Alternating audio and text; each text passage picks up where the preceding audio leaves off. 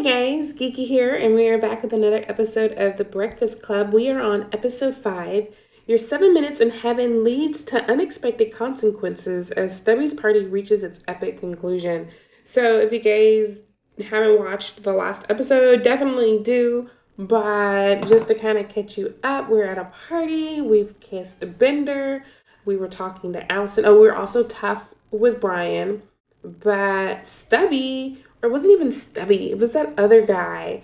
And they're like, oh, let's play 7 minutes in heaven. And they basically take me and Andrew and throw us in a closet together. And Allison standing there watching.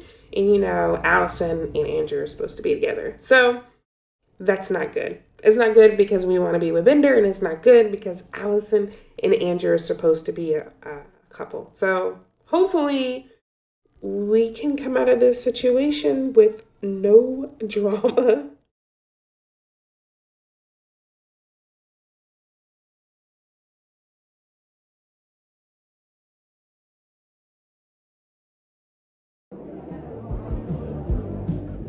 An already interesting night at Stubbie's party has taken another twist.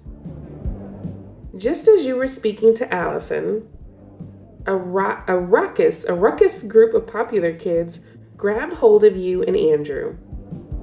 They shoved you together into a dark closet for a round of 7 minutes in heaven. Well, I guess I didn't have to do the recap because they did it for me. Through the door, Rogers calls out, "Your 7 minutes start now." The closet. Don't waste precious time with dirty talk, Clark. Rogers rattles the door and everybody outside laughs. You and Andrew stare at each other, cramped among coats, boots, and umbrellas.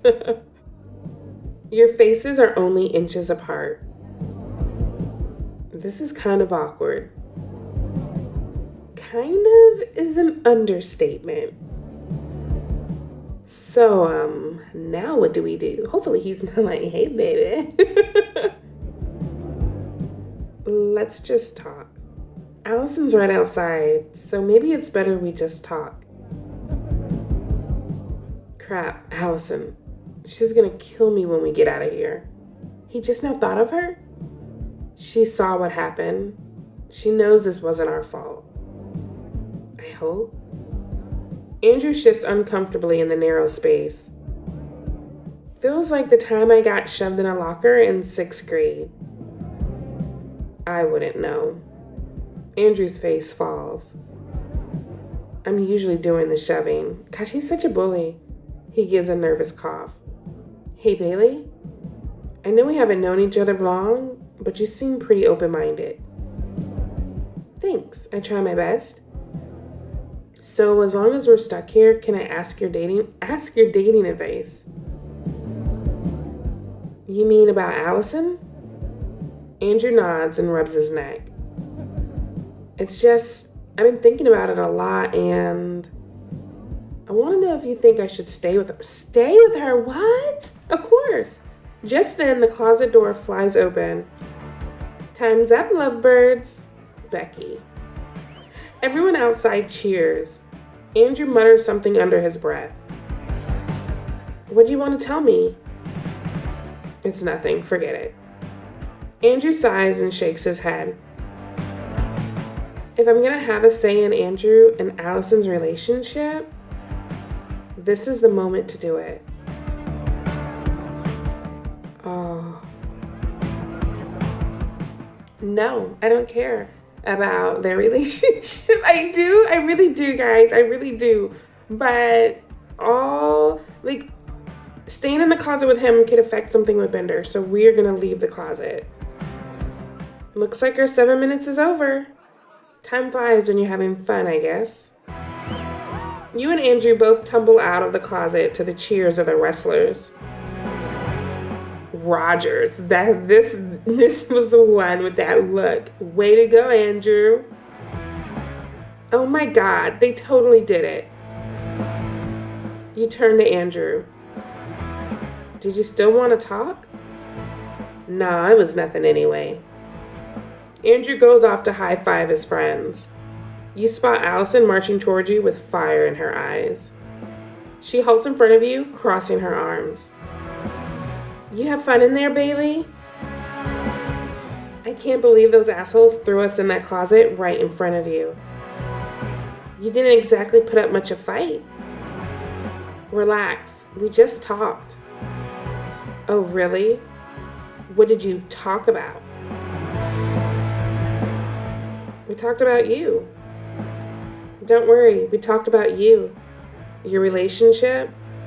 Allison still looks a little unsure. Really? Yes, but he's having trouble expressing himself. She looks back and forth between you and Andrew, as if trying to decide if she believes you. Maybe I should go talk to him myself. Allison walks over and touches Andrew's arm. They walk off together to have a private discussion. Oh my gosh, I hope they don't break up because I didn't, use the gems. You watch them go as you take a moment to collect yourself. You step out into the backyard to get some fresh air. Okay, we got a backyard scene. Some little animation going on. As you look out across the yard, you get the sense that you're being watched. You look over and spot Donna walking towards you. She's giving you a slow clap. Bravo! I always love a good pot stir. I don't like this girl. And you've been stirring every pot you can find, Bailey. I don't know what you're talking about. Duh, you just played 7 Minutes in Heaven with Andrew Clark? Wow, news travels fast in this town. Donna smirks. But it looks like that unlikely match will live to see another day. Despite your best efforts. You hold up your arms and cut her off. Whoa, chill out. You've got things all wrong. That's so? Then I'd love to hear your side of the story. Donna pulls a small notepad. Knew we couldn't trust this bitch. Pulls a notepad from her back pocket and flips it open. What are you doing? Taking notes, of course. This is going to be good for your new student profile. See, I asked around about you, and I've collected quite a few crazy rumors. Like what? Donna consults her notebook. I don't like this girl. Let's see. Word is you broke up Claire Standish and John Bender. Couldn't keep your hands to yourself, could you? They were already on the outs. I heard you got stoned in detention. You also managed to get into the weekend's hottest party. Not bad for still being the new kid. Care to comment?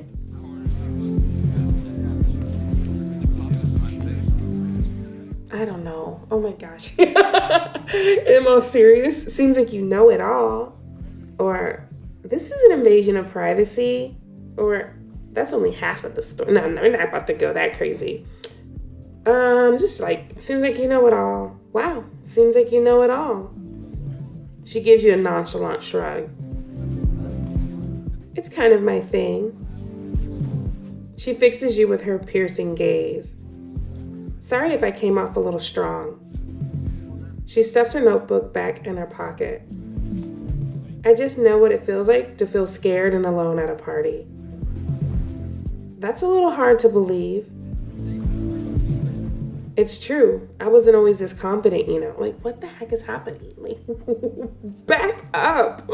Why are we in the middle of a heart to heart with this chick?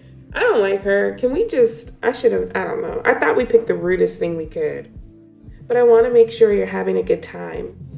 Donna steps so close, you can feel her breath hot on your cheek. So, Bailey, are you having a good time yet? Slow down. Slow down, Donna. Pump the brakes a little. Donna can't help but laugh. Sorry, I tend to work fast. Journalism, She takes a step back. I was thinking about leaving, but if you haven't seen the upstairs of Stubbie's house, you should take a peek. His parents have some incredible art up there. I might be persuaded to give you a private tour. She gives you a wink. You're not trying to trick me into spilling more gossip for the paper, are you? She shakes her head and holds up her hands. Strictly off the record. Cross my heart. No, we don't want to go on your freaking tour, Donna. That was an easy pass. Thanks, but I have to pass this time. Donna looks incredibly disappointed. Suit yourself. See you around, new kid. She spins and heads toward the exit. As you try to make sense of what just happened, you notice the music inside has stopped, and it's been replaced by angry shouting. You hurry back into the house. You enter the living room to find a circle of people have formed. In the middle, Stubbie stands off with Brian. I said this party isn't for dorks. So hit the bricks, dork. Oh, Brian. Brian trembles, but doesn't back down. Okay. No, Stubbie. I got invited to this party. I'm gonna stay. Well, no, Brian, you're picking the wrong battle. We're gonna stay out of it. This is too much. I don't want to hook up with Brian. I don't want to hook up with Donna. We're not gonna take on Stubbie. We're gonna stay out of it. I'm sorry, I'm not much of a fighter. Brian's gonna have to handle this on his own. Oh, guys, what are we doing? This isn't like us. Stubbie gets up in Brian's face. I just don't see why we just got into this party, barely, because of Andrew. So why would we fight Stubbie? I don't know. And I feel like if we took up for Brian, then we would be dating him. I don't care much for your attitude. This is my house, dork. Exactly. Brian, this isn't a fight that you need to do. And you're gonna regret mouthing off. Brian glances around at the crowd. Claire watches with her friends on one side. She glances away when Brian looks at her. Oh, this is terrible. You spot Bender sitting alone on the stairs, lighting a lighter under his open palm. Brian turns back to Stubbie. You know what? Stubbie shoves Brian, who lands on his butt. I warned you, dork. Now get the hell out of my house. Stubbie advances as Brian scrambles to his feet. Okay, I'm leaving. You follow Brian as he heads for the door. As you leave, the music starts blasting again. It's too late now. In the foyer, Brian stops short of the front door. This is so stupid. He pounds a fist against the wall, then reels it back, wincing. Poor Brian. Ow, damn it. Brian, what happened? I was a total doofus, that's what. Thinking I could come to a party and it'd be all hunky-dory. But everything's the same as it ever was. Dad. Hey, no one bothered you except for Stubbie. And everyone knows Stubbie's an asshole. Even me, and I'm new here. Brian shakes his head. I tried breaking out of my shell, and this is what I get for it. Brian stomps his foot on parquet floor? I don't know what that means. An accent table supporting a large blue and white vase wobbles precariously. Ooh. Seeing red, Brian picks up the very expensive-looking vase and meets your eye. Think about what you're doing. Think about what you're doing. Brian, you're angry and you have every right to be. Brian gulps and nods, the vase rocking in his hands. But you're too smart to do something like this. You smash that vase and you're no better than dumb meatheads like Stubbie. Yeah, maybe. Brian gently returns the vase to the table, much to your relief. Before I go, I want to say goodbye to... As he turns away, he trips on loose shoelace and tumbles straight into the accent table. It tips and the vase shatters onto the floor.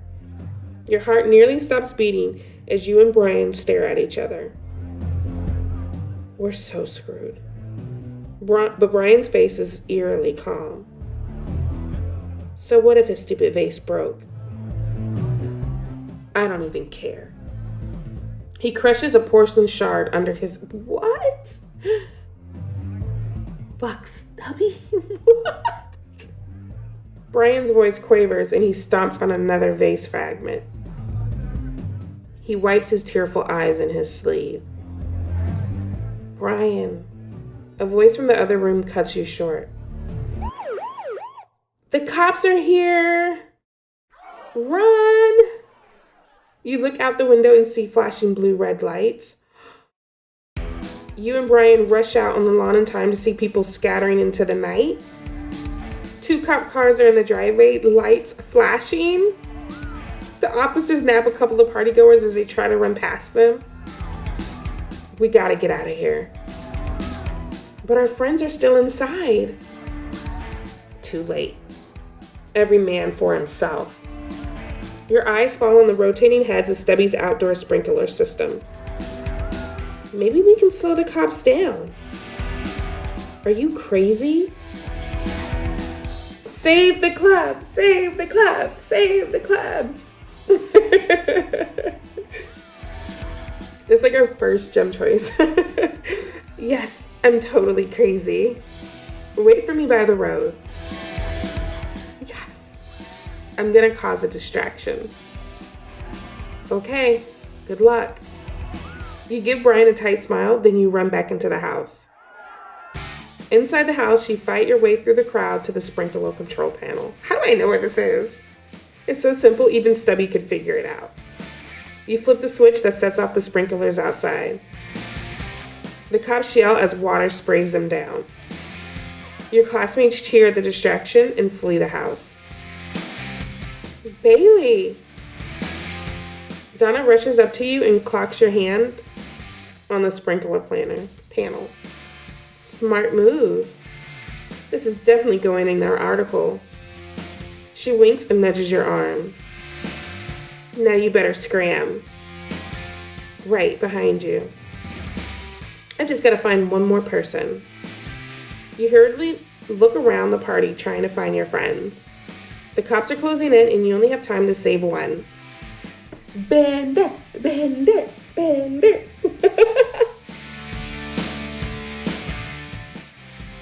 You race into the kitchen to find Bender crouched in front of the refrigerator. He's drawing obscene doodles on Stubbie's family portraits with a marker. Bender, cops. Come with me before you get arrested. Bender rolls his eyes. I'd like to see those donut humpers try to lay a hand on me. Yeah, well, there's about 24 of them and one of you. Bender tosses the marker over his shoulder. Fine, let's jet. Outside, you sneak past the cops as they try to figure out how to turn the sprinklers off. You pull Bender toward Brian, who waves you down from the side of the road.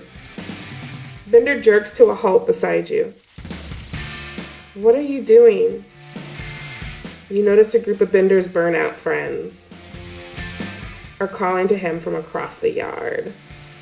Crap, better make sure all the burnouts made it out alive.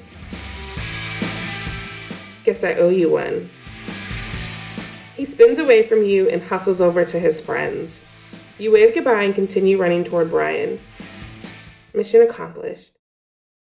Then let's get out of here. You and Brian hurry out onto the dark road. You come to a stop as soon as you're out of sight of the cops. We made it. That was crazy. I feel like a superhero or something. What? He screams triumphantly at the sky. Stubbie's gonna have a rough time explaining the police report to his folks when they get home.